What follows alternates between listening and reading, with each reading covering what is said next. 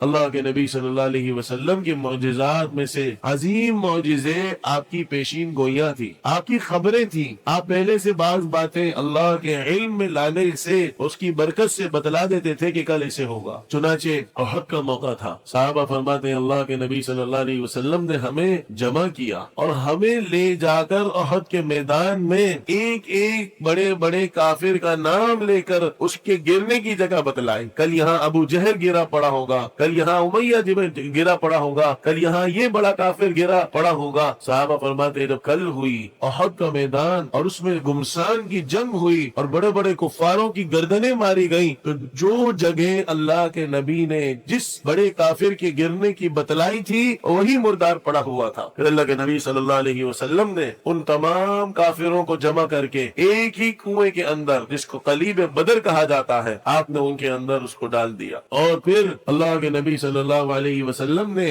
ان سے ایک بات پوچھی، ان کافروں سے مردار ہو جانے کے بعد، سبحان اللہ، آپ نے کیا پوچھا؟ کہا جو تم کہتے تھے، جو باتیں تم کہتے تھے، کیا وہ غلط نہیں تھی؟ تم شرک کی باتیں کرتے تھے، میری نبوت کا انکار کرتے تھے، اور جو باتیں میں کہتا تھا کیا وہ حق نہیں تھی؟ تو اب یہ بات آپ کر رہے ہیں کفاروں کے سردار سے، جبکہ وہ قریب بدر میں اور ایک کنویں کے اندر ان کو ڈال دیا گیا۔ تو حضرت عمر رضی اللہ عنہ نے پوچھا یا رسول اللہ، آپ ایسے جسموں سے بات کر رہے ہیں جن میں روح تو نہیں ہے؟ اللہ کے نبی صلی اللہ علیہ وسلم نے فرمایا ما انتم باسمع لما اقول منه، میں ان سے جو بات کہہ رہا ہوں تم ان سے زیادہ سننے کی طاقت نہیں رکھتے، یعنی اللہ نے ان کو ابھی سننے کی طاقت تم سے بھی زیادہ دی ہے۔ جو بات میں کہہ رہا ہوں اللہ کے حکم سے وہ تم سے زیادہ سن رہے ہیں۔ یہ بھی اللہ کے نبی صلی اللہ علیہ وسلم کا معجزہ تھا۔ باقی مردے سنتے ہیں کہ نہیں سنتے، یہ ضمن میں ایک چھوٹی سی بات اہل سنت والجماعت کا عقیدہ عرض کرتے چلوں کہ اللہ کے حکم سے ان اللہ یسمع من یشاء